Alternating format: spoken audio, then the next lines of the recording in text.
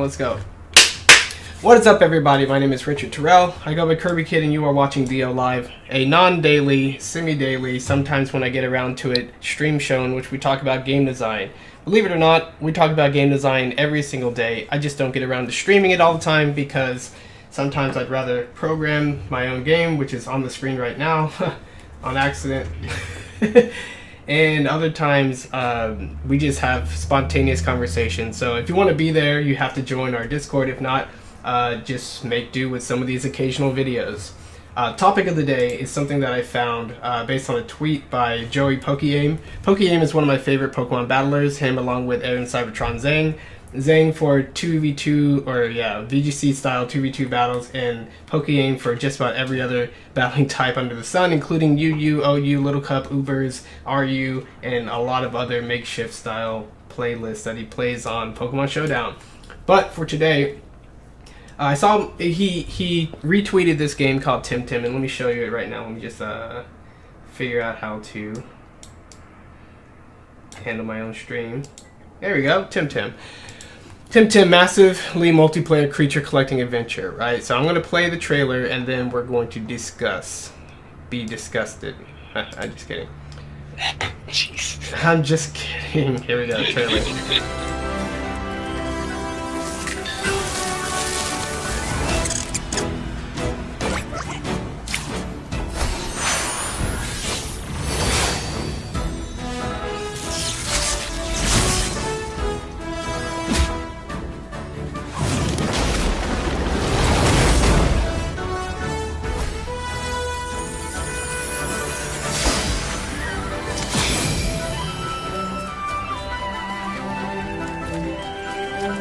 You see that Greninja costume?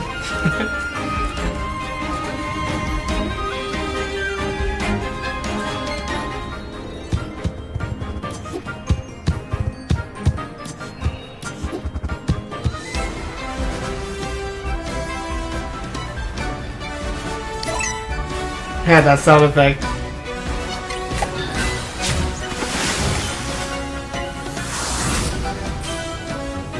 That lady has 2 cards, watch out. Magnus. Oh look, it's a bigger Magnus. This screen right here we'll talk about later.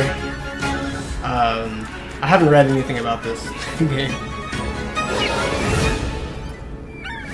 I wonder if that's a legendary Magnus. They're all Magmies to me. Okay, X that. Okay. So, do you want to briefly discuss this game? First of all, it got $500,000, and they asked for $70,000. People are looking for a game like this. The fact that it's cross-platform, Switch, Steam, PS4, Xbox One, that's pretty cool. Yeah, that was one of their stretch goals. With all of them, or which one? You scroll down, you'll see what the stretch goals were. I want you to be like... Let me explain it. No, I'm just kidding. Where? Stretch goals. See, look how long the page is. Look what you made me do. About the game. There. Painted statue. Sticker pack. Add-ons. Replay system. They reached everything. In-game tournaments. Yep. But initially it was Nuzlocke game mode, man. Arcade bar. New mythical Tintim. Mounts, Nintendo Switch, 250,000. They reached that, and that's the system I bet everyone would rather play it on. Just betting. Yeah. I mean, I like to bet. No, I don't. Okay, so let's pick up random details to talk about as I scroll slowly down the page. I'm never gonna stop scrolling, so you gotta get everything in. No, I'm just kidding. This is a game that's obviously looking like Pokemon, and being a big fan of Pokemon, this isn't the first game that tried to do this, right? When I was a kid, I loved Pokemon Red, and then there was a game that was coming out for the Game Boy Color, I believe. Probably not Color. Probably something around that time, though. And it was called Demon Warriors Monster. And I think it might have been like a Dragon Warrior Monsters? Whatever. It sucked. Okay, played that game for like 10 minutes and threw it in the ground, returned it, or whatever kids do with their limited ability to control their universe. That game sucked, and from then on, I'm like, I hate knockoffs, right? I just feel like for so many reasons that making derivative content is not only obvious and evident, but it doesn't produce good results even if you're not aware of what the originals are. And here's the reason, right? Design and craft and real life, based the things that are inspired by and based on real life. Real life has so many details. It's just overwhelmingly and infinitely complex. But what these artists do is they take all these details from their lived experiences and they use that information to pick which ones are the most important in which order and which proportions and blah blah blah. So they live a whole life and then they pare it down based on all that wisdom and reflection and experience. And what you get is this product that is obviously much more simple than real life, and we enjoy it because it reflects real life in very accurate and specific and meaningful and emotional ways, right? All of that. So when somebody else comes along, it's like, cool, I like that thing. They're starting with the shadow, with the artifice, with the abstraction, with the product rather than the core experience. And anything that the indecision they make after that is basically based on their real life experience of sitting in a chair playing a video game. We're switching to video games now. Sitting in a chair playing a video game instead of actually living a life and wanting to take things that they see from the real world and express them through a video game. So like, guess what? I like playing video games. I want to make a game that's like playing a video game. You're like, that is just a increasingly narrowing creativity pool. Got anything else to add to that? I'm going to look up an article that I wrote about this.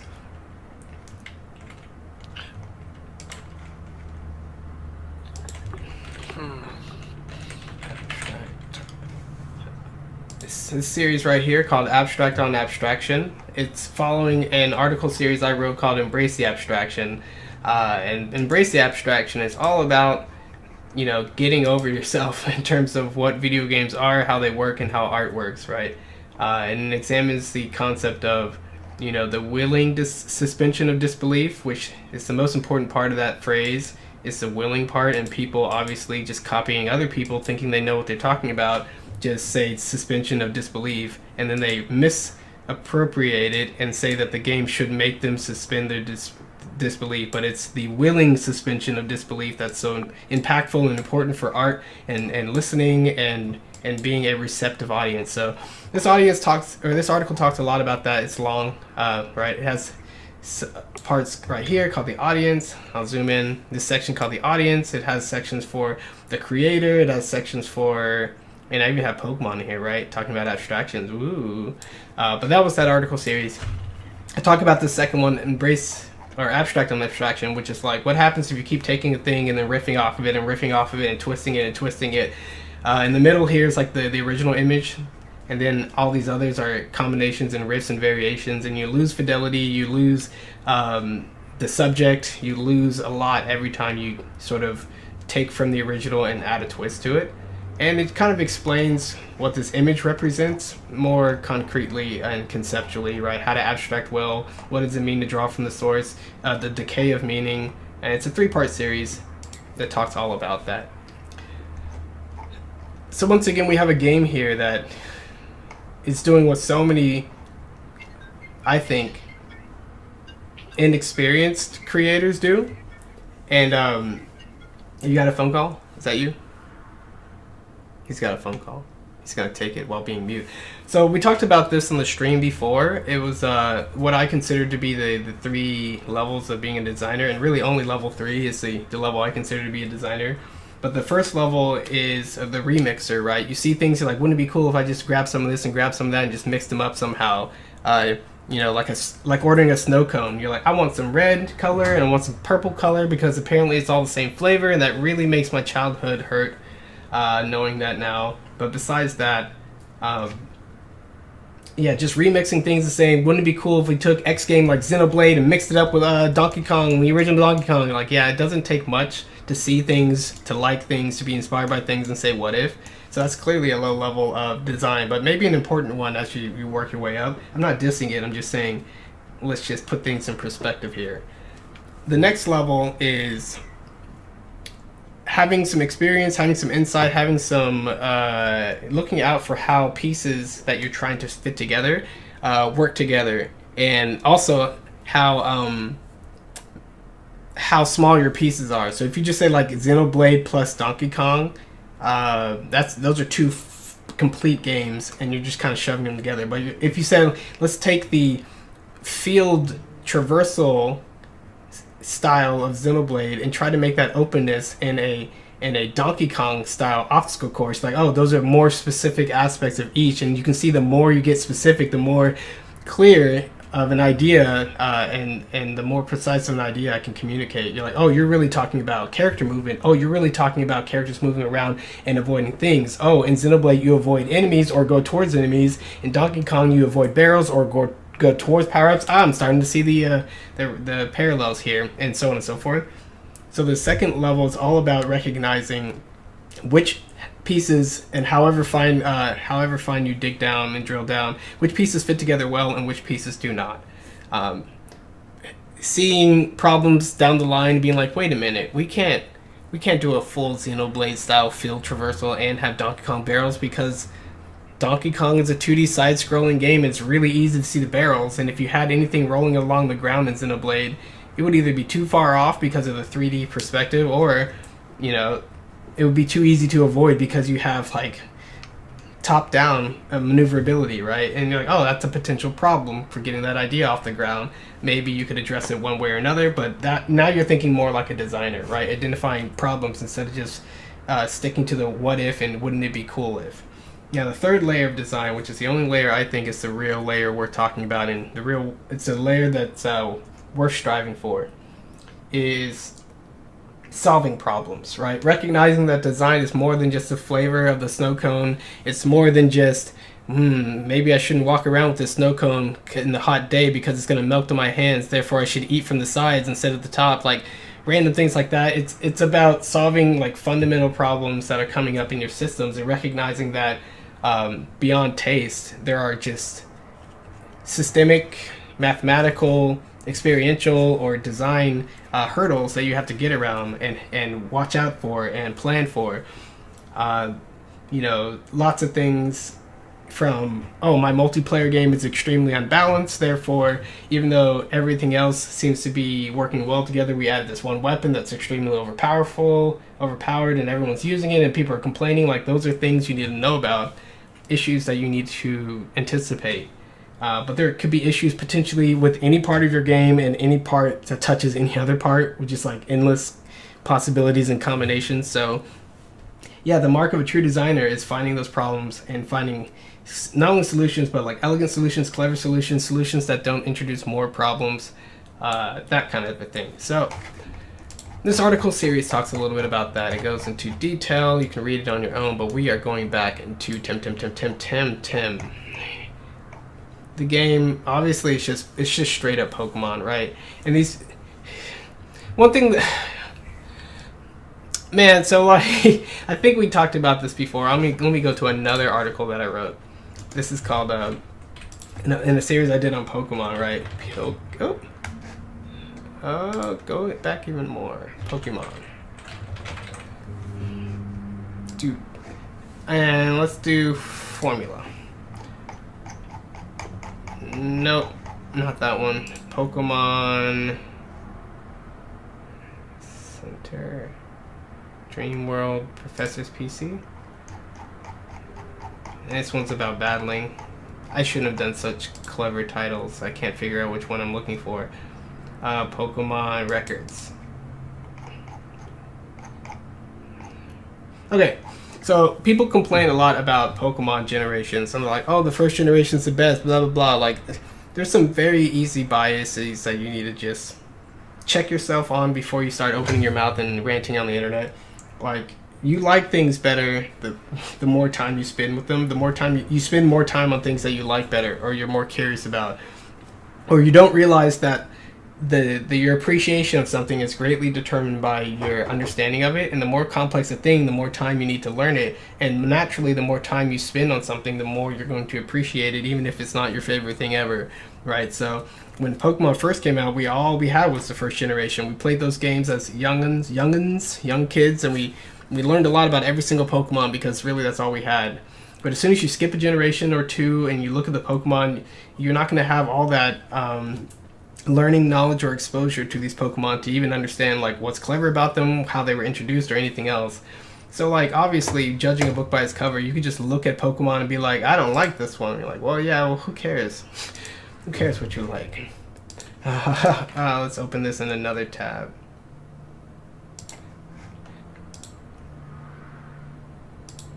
Well, okay, let me just do this then.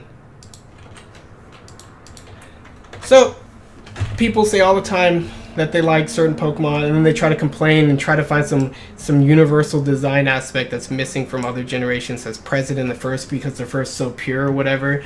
And I took a statistical and organized approach to addressing this issue, right? And like I would love to take these Pokemon and mix them up and expose them to people who aren't familiar with Pokemon and be like, which generation do you think this is in, or which ones do you think are belong together and which ones don't? You can't tell, right? Just judging from this far out picture, the colors are all different: blues, reds, pinks, greens, whatever. The sizes are all various, little ones, big ones, whatever. The types are obviously varied. So in Generation 1, I just had 4 main categories. If you were a realistic looking thing, like you were based on a real animal, you're based on a human, you're based on some mystical abstract concept or quality, or you're just the other category, because I couldn't neatly place you in these. And this is how the generations break down from 1 through 5, right? It's practically the same, right? Gen 1 has more realistic things, because to kick off Pokemon, obviously you might want to draw more of your inspiration from real life, and 2 as well, but 3 just slightly less, and so on and so forth, right? Sometimes people complain there's too many humans in one of the generations. Sure, 5 has more, but it's all pretty similar in my mind. So some people say like, well, the later generations have random markings and doodads and stripes and stuff. You're like, oh yeah, well look, Gen 1, random doodads and stripes, random dots for Gen 2, random triangles for Gen 3, random stripes, random, like, animals have stripes, so like, get over it, right? Like, it's not just a thing that's in the later Pokemon, it's in all the Pokemon in all the generations. And look, if you're complaining that some Pokemon generations just have animals, with Gen right here, there's a Prinplup, Ducklet, Golduck, Walrein, Articuno, Sandile, Raticate, Sentret, Persian, Sawsbuck, right? Animals. These are just straight up animals with like a dot on their face. Look, dot on his face for Golduck, dot on your face for Persian. And nobody complained about the first gen Persian or the first gen Articuno. It's just a blue bird. And I love Articuno. It's my favorite of the rare birds. Get out. Team Mystic all the way. And then we have our bird variants, right? Like, some people are like, oh, why there's so many birds? You're like, well, because there's a lot of birds. And look, all these are different. It's a pheasant. This is a raptor. Hawk raptor. This is a... What is this? What are my birds? This is a buzzard. This is based on a dinosaur feathered concept. This is a owl, obviously, and this is your eagle style. But they're all based on different things, right? It's really cool. Different birds, different biomes, different properties, different moves, different places, different generations, different. Get over it. So, I said all this to say that when examining variation or difference with anything, sometimes you got to take a really organized look to really figure out what's going on. And it turns out, even across Pokemon generations, they retain a really consistent high level of quality, consistent quality too. Like, there's some that I hate, some stupid looking Pokemon like Zygarde in complete form. I guess I gotta show you now because this is a freaking stream. Let me just pull this over here and grab the picture. You got any stupid looking Pokemon you hate, Adrian? Me? None off the top of my head. So here's Zygarde in complete form. He looks like a freaking toy. Because the first one is a freaking toy. Look at that toy. Now, the concept of Zygarde is pretty cool. It's a Pokemon that's made up of 100 little versions of itself, like little cells. Obviously, you can see the hexagon-like cell structure that he's made up of. But he looks like a freaking mech. And that's kind of cool. This picture is not so bad, but most of the time he looks like a doof. You look like a stupid doof. But it's not a big deal. Like, I don't have to like all the Pokemon. I'm not that upset. I'm upset though. So Zygarde, snake form, right? Oh, and I love the dog form. So all forms, Zygarde, all forms. I'll show you. So here is a picture of Zygarde in all of its forms, And as you can see, cell form is just like a glob, and a core form is like a glob. And then dog, look at that. A dog with like a scarf and a single green leg. How cool is that? And then the 50% form is this snake thing, which is pretty cool. It's got like little snake thingy and little arms, and then turns into a stupid mech. So I'm like, you know what, overall, even though I don't really like you, you're pretty cool, right? You're pretty cool, Zygarde. Like, but then there's stupid Pokemon like Necrozma Dusk. No, not Necrozma. What is it? Necrozma Dusk Mane? It's the one with the like the stupid shiny turns into a flying just a shining light. What was that Pokemon called? I don't know. It was, what's the Pokemon? Necroz. I fell off after Gen 3. It doesn't matter. There's a Pokemon that looks stupid, and I don't have to like all of them, but that's okay. So, regardless, you can recognize that a lot of these Pokemon are drawn from life inspirations, and a lot of them are pretty conservative. Some are just a solid color with like one ornament, like a dot or whatever, and others have a lot more creativity, ornamentation, and stretching the concepts around. But with all that said, it's super easy to tell, like 99% of the time, what a Pokemon knockoff is, what a fan-made Pokemon is. You know, like, this thing's junk. Like, you just threw some arms and legs on a colored blob. Let's say fan-made Pokemon. And I've looked at a lot of them, right? So let's see if we can find some similar qualities here. Now the cool part about it is they don't look like Pokemon for the most part, but it doesn't mean that these individual artists and creators don't have their own consistent style or own things they look for. You can just tell they're not Pokemon though. Like random shark thingy with weird hook thingy. It's kind of cool. He looks like an anchor, but you know, if you want a cool anchor Pokemon, we go with what's that guy called? Golly. It's hard to pull up hundreds of Pokemon names.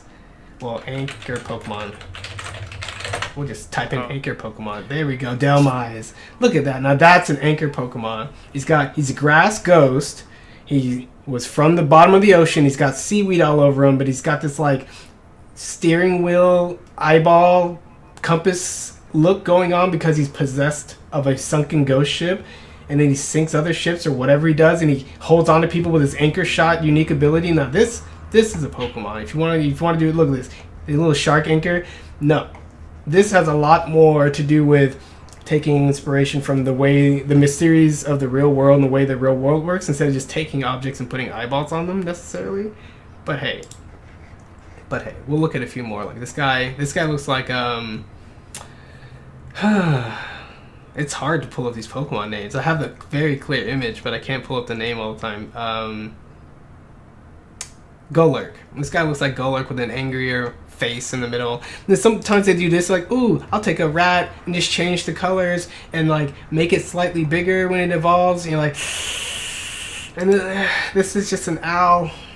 Maybe I don't know all the special unique things that these fan-made Pokemon are made to revolve around, but still, to me, the quality of these things are very obviously like they're drawing from a much smaller pool of inspiration, and they're applying a formula that's much more narrow. And then when they just kind of copy Pokemon that exist, when you're like, oh, you took like Go-Gurt, not Go-Gurt. Go-Gurt's a yogurt. Go-Goat. And you just kind of made him fire. Like, okay. I mean, he looks kind of like he could be a thing, but you kind of took Go-Go and set him on fire. So, okay. And you can see how derivative a lot of these are. Like, these are my least favorite, okay? Like, what are these? Like, if you're going to draw a cat, draw a cat. This is a lump. This is not anything. This guy has more definition. This guy in the middle, this guy on the right, like, I don't even know why you have two tails like that. But whatever. I don't like lumps. Now, check this out. Look at that. Obviously a turtle, obviously a lizard dude, and then obviously four-legged dinosaur with a bulb on its back. Like the parts are shells and fire tails and bulb, right? Like those are really recognizable. And look at this classic art. I grew up with this. And look at this, like, it's just a paintbrush on its tail. Like, what is that? And what are these baubles? Like, what is your thing? I don't know. So Pokemon, a lot of what inspires Pokemon and how they get made are they have these like clear ideas behind them or functional uses. And you're like, oh, this Pokemon had to survive this, therefore it has this and this and this. Or this Pokemon, like one of my favorites. Let's take a check out Heatmore.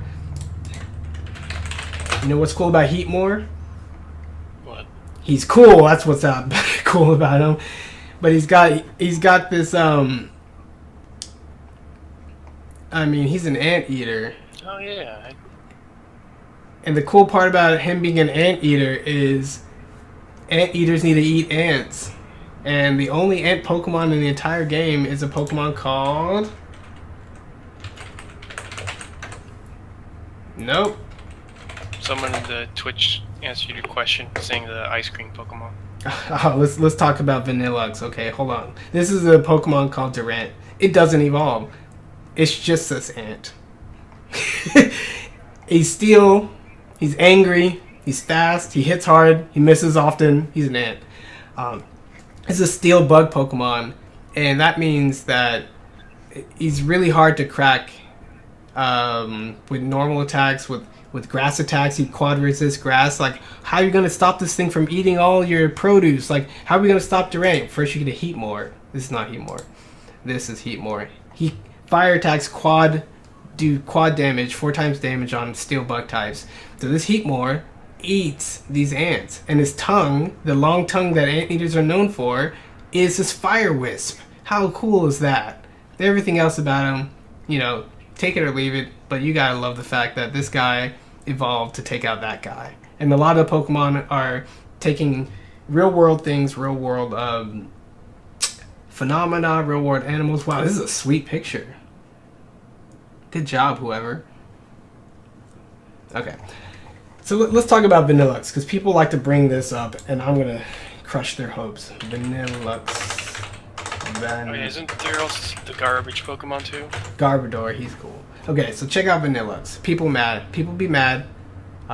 This is the triple evolution. These decoy faces meant to distract and lure people in, especially children, into the mountain blizzards. That's why their faces are vacant and rarely move. Decoy phases. Some stuff in Pokemon is really dark. Like, you don't want to mess with some of these dudes. Okay. This is a decent picture, right? Vanilluxe is this tiny little ice cream cone dude. You're like, hey, ice cream cone dude. And then you're like, oh, you're a bigger ice cream cone dude. And now you're 2 ice cream cone dudes. Maybe a Sunday float. But the cool part about this is it's like a snowball on top of an icicle, right? The kind of things that you might see on your roof when it gets cold after it has been snowing and or raining or whatever. And these little icicle drips, they're just icicle drips, right? And then the snow that's lumped on top, that's largely, it's just a lump of snow with a face on it, right? So if you think of it as ice cream, you're like, weird, why'd you model it after ice cream? Like, they did, but they didn't. And Vanilluxe, it's actually kind of like a snowball on top of a roof. And he's just really cold, and he likes to spit out cold air. I wonder what the Pokedex entry is.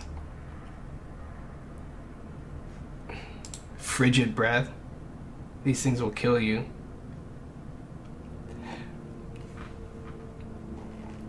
Okay, let me...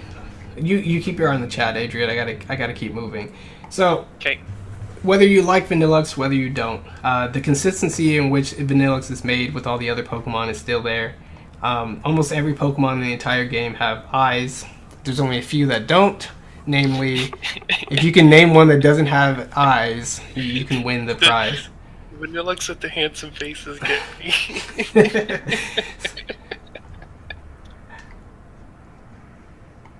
Pokemon with no eyes, you're going to take a stab at it? Garbodor. Look at this trash Pokemon. Garbodor. He's basically the muck of this generation. He's the Pokemon made out of their less than responsible waste management situations in their urban environments, right? He starts off as a little Trubbish, which is like a trash bag with a little trash going on, and then he explodes into this Garbodor, and he's just like this angry trash monster that's made out of trash. He smells bad. Ugh, get this guy out of my city. But one thing that I do want them to do for Garbodor is make a third evolution for him and make him like a recycle Pokemon and make him steel poison or something like that. Do we have any steel poisons out there? But yeah, that'd be so cool. Like, you were trash and then you turned and evolved up into this cool, like, recycling something or other. That'd be so cool. Maybe you'd have recycle as an ability and he'd be like a terror. But anyway, we need to get back on track. How far away are we from the Yeah. Okay. Tailder says most people that usually complain about non-Gen 1 designs usually bring up Truddish, Barbaracle, and that TV antenna Pokemon that he forgets the name of. Oh, and Staryu doesn't have eyes. Yes, Starmie and Staryu don't have eyes, that's correct. There's a few more, but it's not a lot. So they bring up Barbaracle, Garbodor. I can't believe they bring up Garbodor, but he you know what he is. You look at him, you're like, you are a piece of trash come to life. You're like, yes, just like the sludge monster Grimer, which is just a lump, come to life. And Muck, a bigger lump. Get over it. Let me see, what's it gonna do? Barbaracle? Barbaracle? Okay.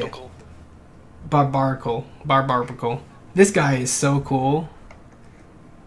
He's a humanoid looking thing. No, let's not scroll down too far because people go a little too far when they're drawing Pokemon. But like barnacles, they stick onto things, right? And barnacles have little like hair finger-like appendages in real life that they use to filter sea junk, plankton, probably not plankton, but sea nutrients, so they can feed themselves. So they took this concept, they're like, well, they're like little hands sticking out of ships and solid surfaces. So these Pokemon look like they're just independently floating hands, and then they just happen to be stuck to the same surface. So this first evolution is like, I'm a jerk. No, I'm a jerk. And they're trying to figure out who's a jerk. That's kind of cool. And then when they evolve, they basically learn how to work together, but they're not happy. On the hands are single eyeballs, and then the two starter barnacles fuse together to have a full hand for a head, and then two eyes, while everyone else has one eye on his limbs. I don't even know if he has eyes on his feet. But it's just kind of like a crazy concept that extends from the fact that barnacles barn together, right?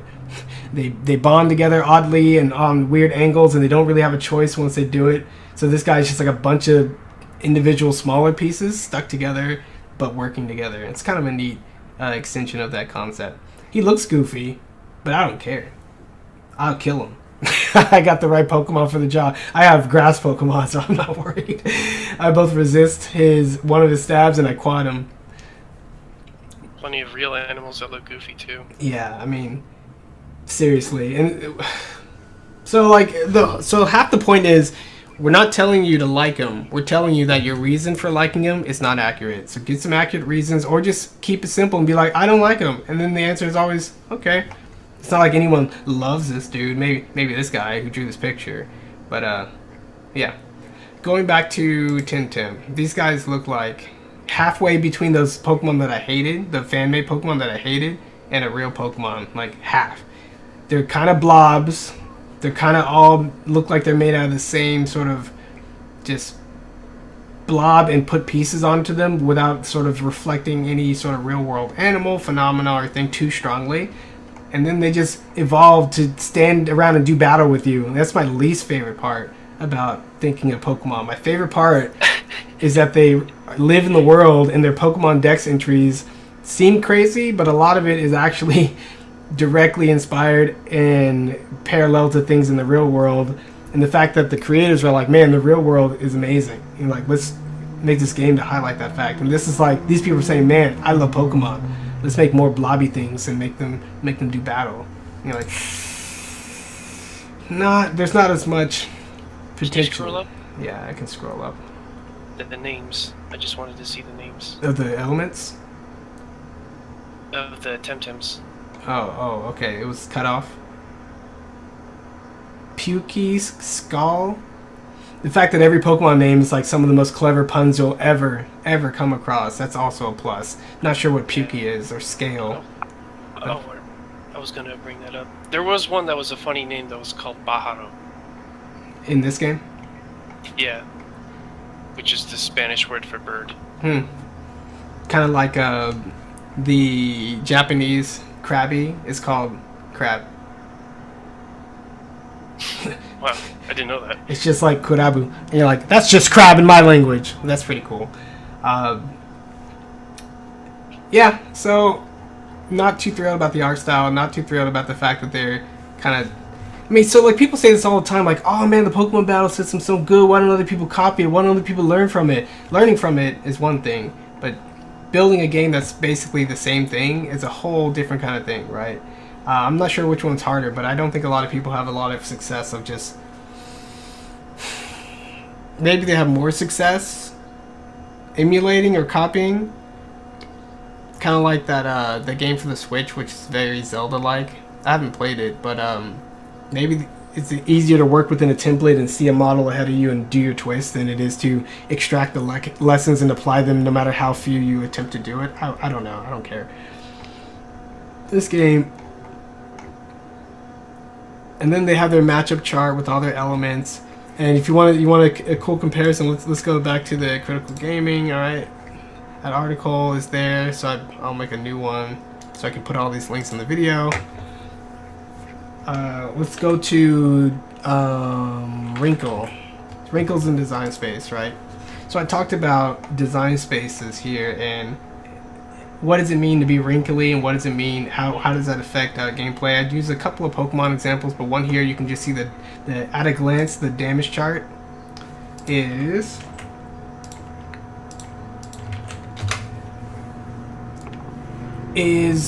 not exactly symmetrical. It's not exactly even. You just see like clusters on the right side of stuff, some stuff on the left, numbers. So like it's not easy to get a sort of feel for this, and to its credit, that's what it's reflective of. Its sort of asymmetric and wrinkly design. I see the same thing here in Temtem. Just like, oh, like there's a pod of 0.5s over here, kind of a streak of 2x here for whatever reason, and a lot of 1x, which is still very important. But I see no full nullified zeros here at all. That's interesting. So yeah, copying a lot of things down to the 1, 2, 3, 4, 5, 6, 12 types. 1, 2, 3, 4, 5, 6. Okay, 12 types. Turn-based battles. They're taking out random elements. Just focus on 2v2. It's so weird. I think triple battles was really neat, but it's cool to make your whole game based on a different battle system. I want a Pokemon to do that for a long time. Dedicate clear and serious parts of its game to one of its 5 battle types. 1v1s and 2v2s and rotation and triple battles. I enjoyed all of them for different reasons, but it was just kind of hard to get into them when you needed to be sort of like educated and eased into it over the course of a whole game, or at least longer than those occasional battles they had where you're like, I'm overwhelmed. Something like that. No random factors. We've seen the frustration that random elements cause. See, I always take... this is always suspect to me, especially in the competitive scene. So like, there's a thing that I call growing pains, and there's a lot of things that there's nothing wrong with them. They're actually important and good the way they are, but people will initially react to them negatively. They may get misconceptions easily or whatever. Like there's all kinds of ways for people to interact and react while learning a thing as they're learning it. So like, people having frustrations over missing, you're not supposed to be happy that you missed. But you are happy when you crit, or you are happy when it gets you out of a pinch, or you are interested and happy when it pushes the battle into a direction nobody saw coming, and then the battle is still interesting and it flows from there. So it's not that the random elements, and like it's not the point of design to make sure that the player never gets frustrated. Like that's not the point of design. I mean, you can make that your own goal, but if you realize how little you can control about how people feel about things and how hard it is to teach, you should probably give up that goal pretty quickly. So when I see phrases like this, I'm like, you could take out all the random elements, but then, man, I don't play any of these games with the seriousness that I played, like Pokemon and others that don't have random elements. I think the way that they've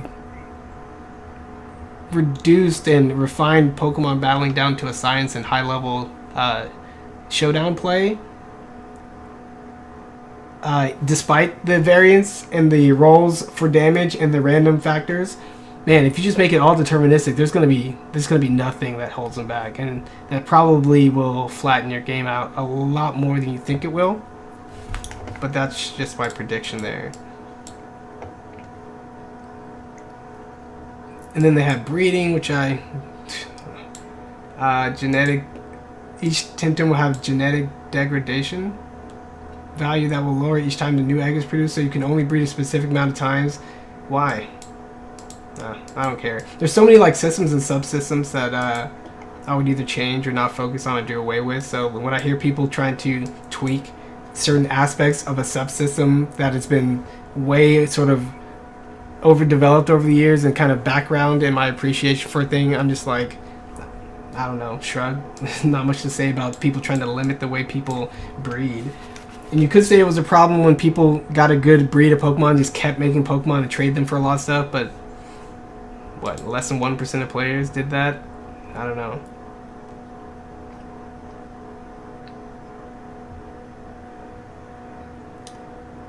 And it looks like this game has no world. It's just people running around. So there's a lot of things to RPGs that seem really simple or really common, but they're highly effective, and you shouldn't take them. You shouldn't underestimate them. And the fact that like Pokemon presents you in this world, in this context, and everything's sort of set appropriately and tonally, and you can move around places and see buildings and see people working and see vending machines and restaurant vendors and all these other types of people. It's like, oh, this is like a slice of the real world, even if it's a very simplified slice. People running around on floating islands and talking to each other because they're basically in a giant chat room. It's not really evoking anything, any place that I want to be, right? Functionally and visually, it looks pretty clean. You know, nothing wrong with how they're presenting all this, but so this is like a problem that I think Icons ran into, right? They took an aspect of the game that they really liked and over-focused on it to try to deliver a product that ultimately could never measure up to the thing they were copying. It's just like, oh, you know, Melee, we love Melee, we love competitive stuff, let's make a game that's focused on a lot of competitive play. But then you're like, most people aren't competitive. Melee's success wasn't built up on tournaments. It was built up on a long-running Nintendo fan base and the attention to detail and the way that Sakurai sort of brings out those details through many different modes, music, graphics, trophies, everything. Like, that is Melee, right? It's not just its pared down, refined competitive mode, right? You take all that away and just give them the fighting. Even the people I feel like that are really mostly in it for the tournaments, they miss out, and they can feel the difference, and it makes a big difference, which is kind of crazy, but that's how it is, right? Mm-hmm. Yeah. I linked up that damage chart earlier, because that was the first thing that, and the quote falling after that, made me suspect that it was sort of falling for the same trap. I remember, I think the first red flag was either Icons or Rivals of Ether. I think it was Icons, or maybe they both did it, where they put in wave dashing in the game, which... Sounds like Rivals. You might have talked about Rivals. Okay. But yeah, it was just one thing to copy like a mechanic. It was another, in my mind, to copy a advanced technique like that, which involves copying a bunch of other things. It's kind of like how people keep trying to copy the Dark Souls you died and go back and get all your stuff kind of thing. And it doesn't fit. I mean, the only reason most of the reason I think it worked for Dark Souls is because it was a complete original, and they just believed it and did it for their own purpose, right? And everyone else just copying it usually doesn't fit the game that they're making. It's really just the same problem of fans just copying things and not understanding them over and over and over and over. There's this aspect of the battling where apparently you have your team and then you pick your 4 that you're going into the battle amongst your 1, 2, 3, 4, 5, 6, 7, 8, 9, 10. And they have a banning process in which they can ban which Pokemon that you bring in. Like, that's kind of neat because like League of Legends, but I think that whole thing is kind of dumb. Serlin expressed some some feelings about the whole League of Legends banning thing, and a lot of times it's like it's not that big of a deal, right? You step into the game's universe and whatever rules they have, whether they can pick a Pokemon that can pretty much force your team to do this or lose or lock down a lot of your Pokemon with their strategy, or they do it from the select screen. Like, there's not too big of a difference in that, especially when you're bringing in your own team anyway, and you know you're going to be using some combination of this team. But it's kind of odd when you're thinking about synergies and team synergies, right? You're building your team to work well with each other, but when you have 10, they all can't work equally. The more people you have in your team combo, the more they can't all work well with each other, unless you just really have some redundant team members in there. And then when they ban it, you're like, well, I had this cool thing I was going to attempt to do, and the point was my strategy has pros and cons, and you either need to know that or have planned for it, not you just saw that guy and then banned him right off the bat. Like, I hate that junk. People kept banning the triplats on me in the tournament that I went to last time. Like, this is so stupid. Those are my favorite stages and I never get to play them. Like, this is dumb. Like, I'm obviously going to lose this tournament. I came here just to see what was up and go 0-2, and you still won't let me play my freaking stage? Like, I think I wouldn't do it. It's hard enough to get your team together, to get your strategies together, to learn something, and then you go in and they just be like, nope, all that stuff you worked on, not applicable. Go learn something else in this huge sea of data you gotta learn and experiences you gotta account for. Like, I was trying to narrow it down for my own purposes, but whatever, peeps. Right now, I'm kind of thinking, like, just to figure out, like, what sets apart games being inspired by something or paying homage to something versus just knocking it off or being too much of a copycat, because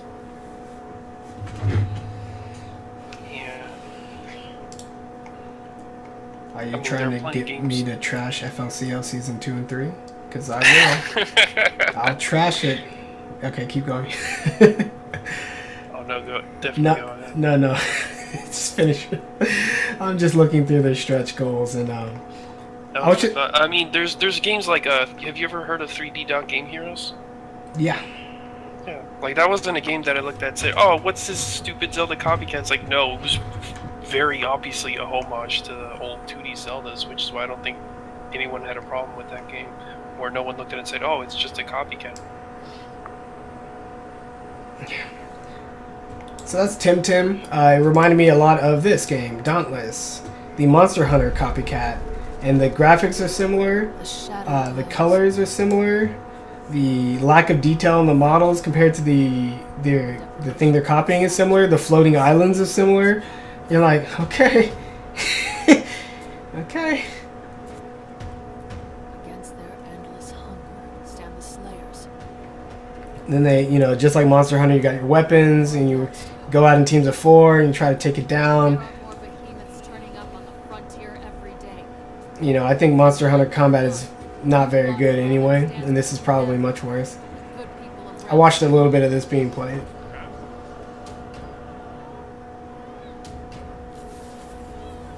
Okay, get to the gameplay trailer. Stop. You're boring me. Okay, let's just click this one.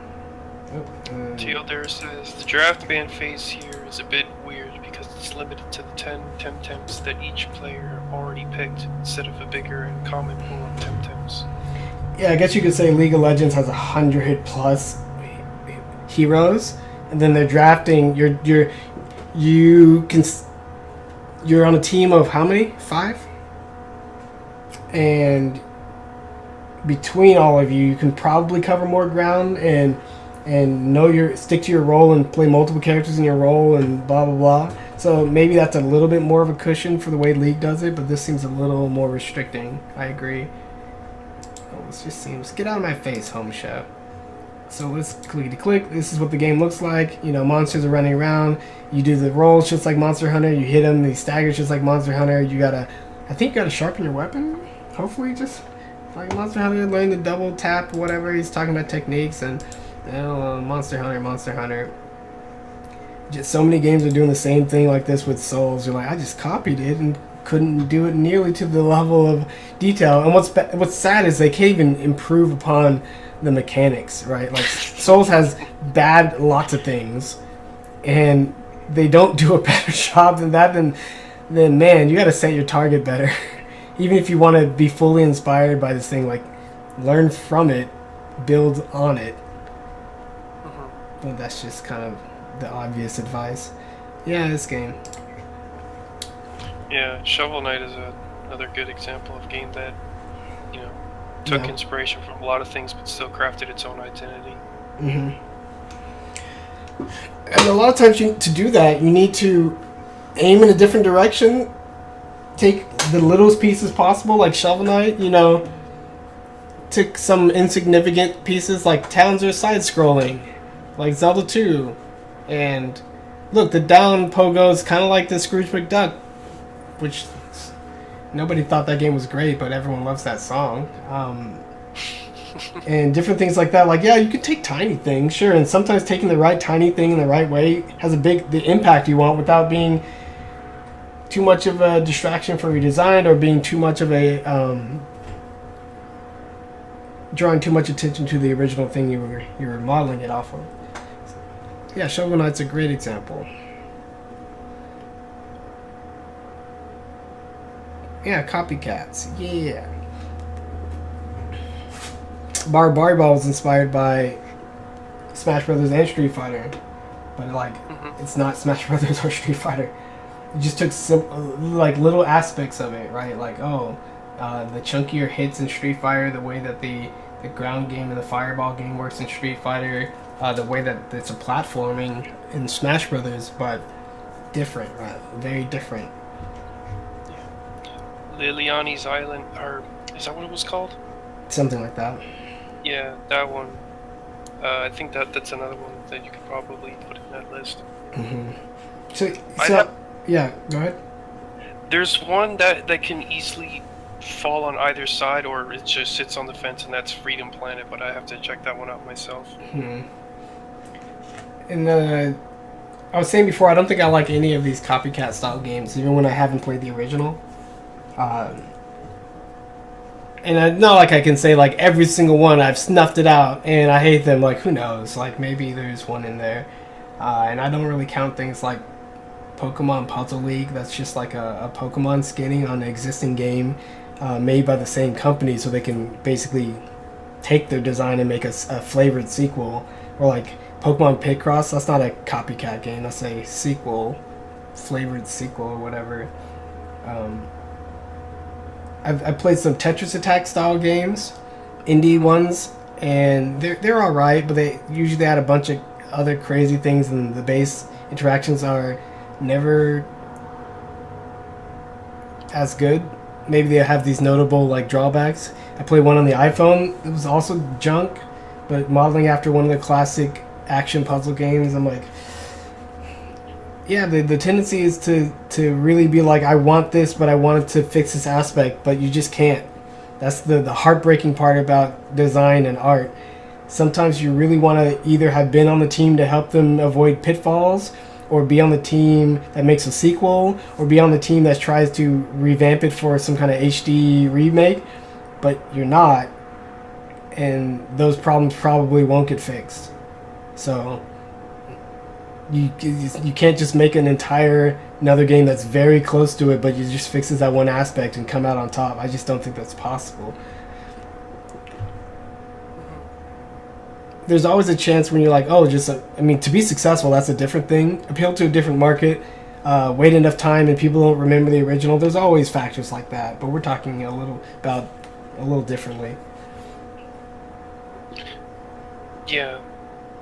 I mean, after all, sometimes one way to lose the copycat feel if it's not based on anything that is actually still popular today. Yeah.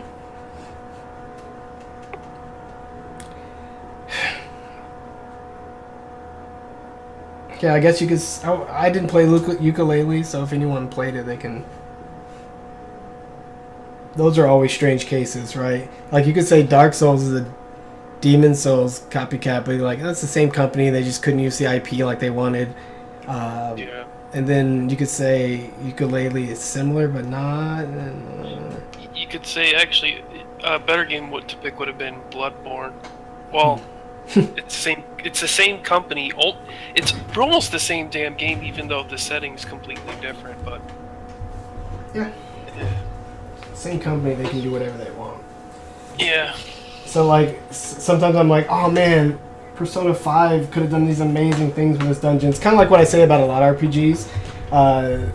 They focus their attention on so many things that I think just get lost in the common experience that people have when playing RPGs, like an overload of items, a too narrowing a focus of the tiny little power acquisition systems that they have and the unlock systems, and the trickling along of the story until finally they rush at the end to try to complete it. Like all that needs to be improved. But even just based off of what they have and the pieces that they presented, Persona 5 is really, it had like has so close to creating like dungeons and gameplay that's so good that after you play it, you would be tempted to restart the dungeon to play it again, kind of like how I do levels in Mario Bros. Whatever. Like you beat it, you're like, that was so fun. You just immediately go back and play it again. Like that is the goal. At least that's how I see it, right? But right now the dungeons are grueling, confusing, too long, and not enough varied gameplay in the battle system is really just not that good. It's simple enough, flat enough, and can carry it for a little bit, but not for 100 hours. So you're like, man, you could address all that by making these set-piece highlights in your game, these dungeons, super interesting. Like you're looking forward to them, and when you play them, you want to play them in different ways and dig deeper and try other options. There's like no other option to try when you play these games. They're so linear sometimes. But hey. But yeah, like me dreaming up this better dungeon system that's still, I think, perfectly in line with what the game's story was doing and the design sensibilities they presented. I'm never going to get a chance to do that. I just got to like sit on these ideas, and maybe if I get a chance somewhere down the line to apply to another game, I'll take that energy and those lessons and put it forward. But I can't touch their game. It's their game. And that's how it is. So I think a lot of creators, instead of they deal with that sort of angst and they try to make a copycat game, that's the mistake, I think. Because that's the life part. You gotta deal with it.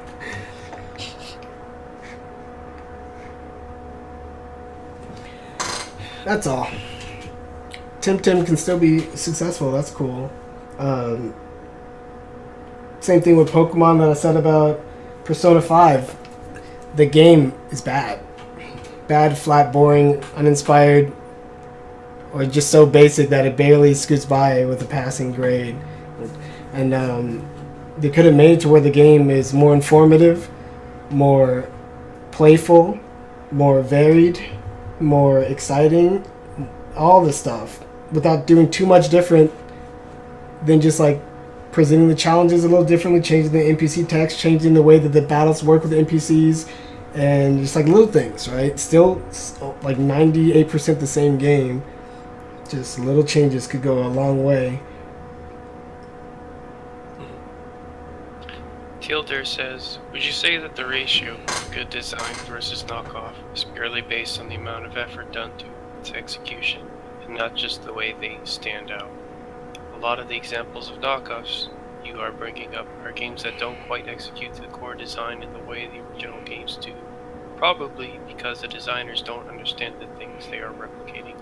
Perhaps unique identity has nothing to do with it. I think part of the problem is it's one that I kind of talked about in the articles I mentioned earlier, which will be linked in the YouTube description. But it's a problem of learning and complexity, right? The reason that they don't understand the original thing that they're copying is because the original thing they're copying is really complex, and it takes some serious study. And no matter how much time you devote to it, you're probably never going to understand it on the complexity level that the creators started with. And you will never understand the things that inspired them. You will never experience the life that they lived to give them the taste that they have, to give them to lead into the design decisions they make. So when you're just starting off less capable of understanding the thing that you're trying to copy or emulate, that's already diminishing returns on all the effort you can put in. And maybe that in itself prevents the kind of execution from happening in the first place. Not to mention that I feel like every company that makes a copycat game like this starts off with a much lower budget, like a much sort of much more narrow and strained development conditions. Like, oh, we're indie, we want to make a huge MMO. You're like, you can't. Like, oh, we're just a small group, but we want to make the fighter. You're like, you can't. Like, you're already, the apple's bigger than the eye. You're already biting off more than you can chew, most likely, right? And that's tough. You look at a designer like Mopin, creator of Downwell, and you're like, you know what that guy did? Worked by himself and made a game that seems appropriately scoped and sized for what he could do by himself, right? Like, oh, he didn't try to make this huge sweeping 2D action game. He made a game with like a handful of worlds and a loop structure that can allow players to get a lot of bang out of less content. It's a challenging roguelike experience in which you reset your progress every time you die. So, makes sense.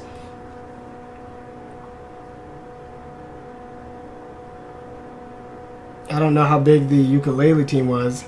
Couldn't have been bigger than Banjo-Kazooie. Yeah, that was back then when you could make a game like that with only like 16 people.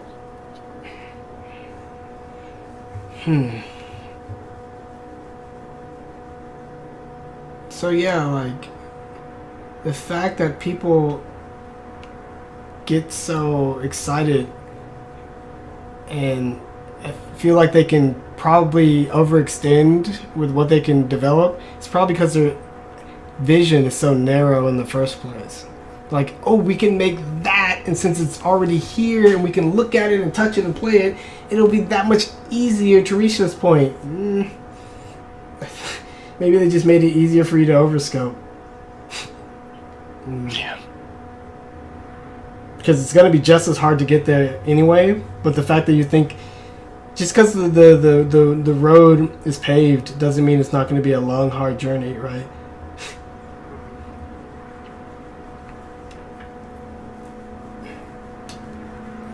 Hopefully I answered the question. I think there's no like solid right answer, and every situation's different, every company's different, and we don't know the full story about so many games, right? So there's only so much we can say, but I find the trend oddly consistent to say something like this. Yeah. That's not to rule out the possibility that someone could have a very copycat-ish game, but it's still being good. So, like, what comes to mind? That's the thing I can't answer, though. Nothing comes to mind. Let's just scroll through my list of games that I've ever played. Maybe something will trigger. So, like, think of games like Mega Man that was as good, that try to copy it, but and were as good as it. I played like a little copycat Mega Man game starring a mouse called Nezumi Man, but it was just like Mega Man, just with a mouse. Like, it was through and through the same as Mega Man, just with a mouse. Decent execution there. I had fun playing it. I think I beat it. Let's type it in. Nezumi Man. Beat the game, yes? Oh, looks like I don't even know. I still don't know. Let's see. Resident Evil. Did I play any Resident Evil knockoffs? No. Soccer Samurai knockoffs? No. Did I play any Samurai Gun knockoffs? No. Did I play any...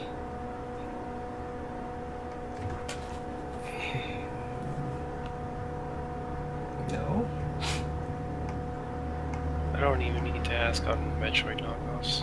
I already talked about what is that game called? ASMR? No. AMRS? Another AM2R. Metroid. AM2R. S's look like 2s. Any knockoffs? No Monkey Ball knockoffs? No. There's the Banjo-Kazooie knockoff. That's why I said earlier Freedom Planet's the one on the fence, because that one could go either way. Because, I mean, I was never the biggest fan of Sonic in the first place, so it's not hard to copy Sonic and do better than Sonic. Actually, it's very hard. That's the thing I've been trying to say this whole video. I don't think anybody's made a better Sonic-style game than any of those Sonics. Not even close. Again, I haven't played them all. But the very fact that, oh, we'll take this aspect of Sonic that's basically the speed running, super crazy, super fast part. I don't think that's a good part to focus on. Again, it's such a narrow part of the full experience and the full quality that you need to bring to that experience that even trying to precisely make a game that focuses on that, you're probably going to stumble and miss a whole bunch of important things. So I have my doubts, but that's all I have. Yeah, I do too. All the Zelda knockoffs.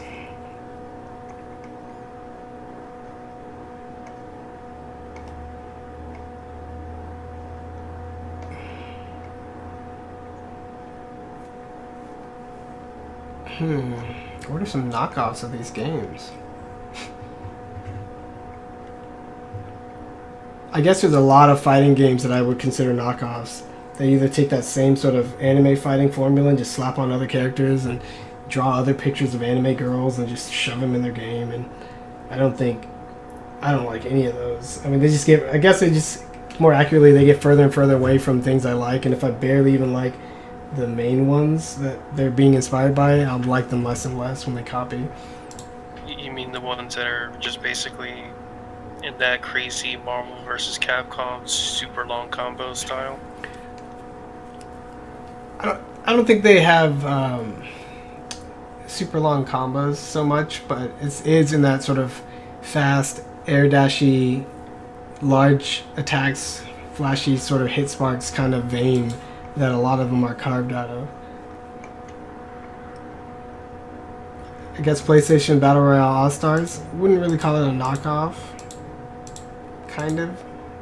It was just like... They're trying to do their own like celebration of PlayStation history. Unfortunately, like they didn't even make half of those games themselves. They're just on the consoles. And I know the knockoff concept is a little loose, and that's fine. I don't really care to try to narrow it down. The actual knockoffs are supposed to be people that see your game, say we can do it better, create one real quick or whatever, either try to beat you to market or do something and then basically overtake your player base. That's trying to knock you off your throne, basically. Those are what the knockoffs are supposed to be, I think. That's the people who made that fishing game. Yeah, ridiculous fishing versus ninja fishing. Yeah. Yeah, iOS, be very careful out there. It's a crazy world.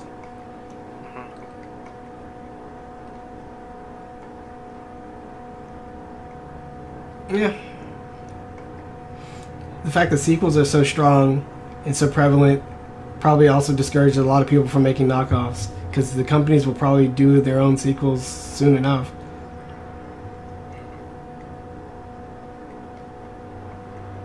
And it really feels like companies don't make knockoffs. Maybe because they know that business-wise it's much riskier. Maybe they actually understand their designers and they have a say on how things go, and they understand their limitations and inspirations. And maybe that's another reason why the indies are indies, because they make those kind of calls for themselves and they don't have that kind of experience or forethought, insight, and then they just, the benefits are, or the results are what they are. But that's pretty much it for the stream. I think we can wrap this up. Any final words? No, I think we said all that needed to be. Mm-hmm. Cool. All right, guys. Until next. What? Oh no, How I know dare what I you. want to say. I still wish them the best of luck because obviously I wouldn't want to wish failure on anyone. I mean, releasing on 4 platforms, you got a good chance of doing something. Yeah. Releasing a game that was previously only on handhelds and on 1 platform, and releasing for 4 platforms, like that could be reaching another market, which is like one of the things we talked about before. Just find some people. MMOs usually thrive on having a player base there. Yeah. So, again, I wish you best of luck. I played Rhythm Thief. Rhythm Thief, I did not like it. It was so low quality for the little time I put into it. And it was a mix between Rhythm Heaven's little minigame style thingies, but a little bit like Professor Layton. Man, I was like, you guys gotta nail this stuff if you're making a game as simple as a rhythm action game. Jeez, it felt sloppy, and the feedback and the animations were all like...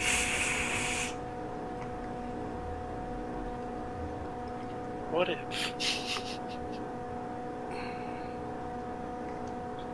Yeah, you could say Zookeeper for the DS was a knockoff of something. There's a lot of those sliding block puzzle style matchy games that were all kind of feeding off the same Bejeweled base. So you could say Zookeeper might be a knockoff. I like Zookeeper. It was on the DS. It had download play. I played it a little bit and just kind of... That was the only one of those style games I've really put any time into. Oh, Fast Racing Neo. Very clearly inspired by F-Zero. Fast Racing Neo. Yeah, there's a lot of games that come out on like Switch or consoles early on where they're like, look, it's kind of like that racing game from another console era you like. I don't even touch those. That was way back on the Wii. Wasn't there one for the Wii U as well? Yeah. Mm-hmm. I played some other kart racers every now and then, like Mickey's. Is that it? What actually? That brings to mind the Sonic one. Would you say that one is in that category, or is it doing enough of its own thing? Sonic what? Freedom Planet? No, Sonic. Sega All-Star Racing. That's what it's called. Oh, yeah, the kart racing genre. Okay. Yeah, the real... I'm trying to think what I consider Diddy Kong Racing. I mean, they did the whole, like, planes, carts, hovercrafts, different characters, kind of an open world hub thingy, kind of different. They had a battle mode as well, kind of weird. I like Diddy Kong Racing.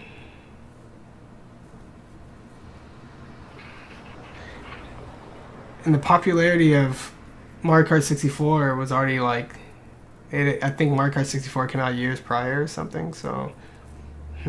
Yeah, Mario Kart 64 came out first. It wasn't like a race to the market kind of a thing.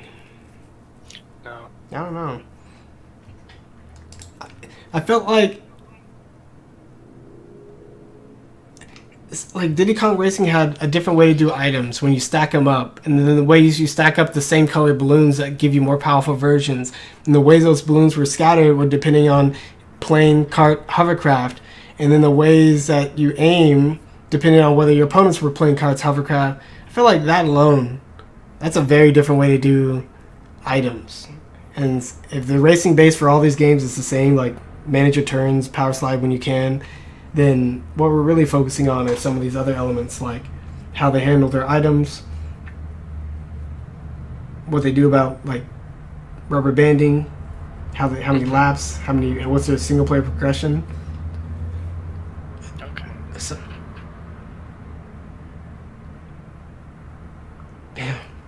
yeah, I feel like the knockoffs that we're at least initially talking about are games that seem to actually would rather be making the game that they're making their version of, but since they can't, they're just changing everything slightly, right? And like, oh, yeah, slightly different names, slightly different starting conditions. Ooh, you pick 3 starters, like, that's Pokemon. I don't know if you do that in Tim, but you've seen this stuff. You've seen games like that. Mm-hmm. Anyone in chat saying anything, or should I close it down? Nope. I think it's a good time to close. Alright. I'll talk to you guys later. These might be spontaneous, or I might actually get back into the rhythm of things in a few weeks, but we'll see. Until next time, peace.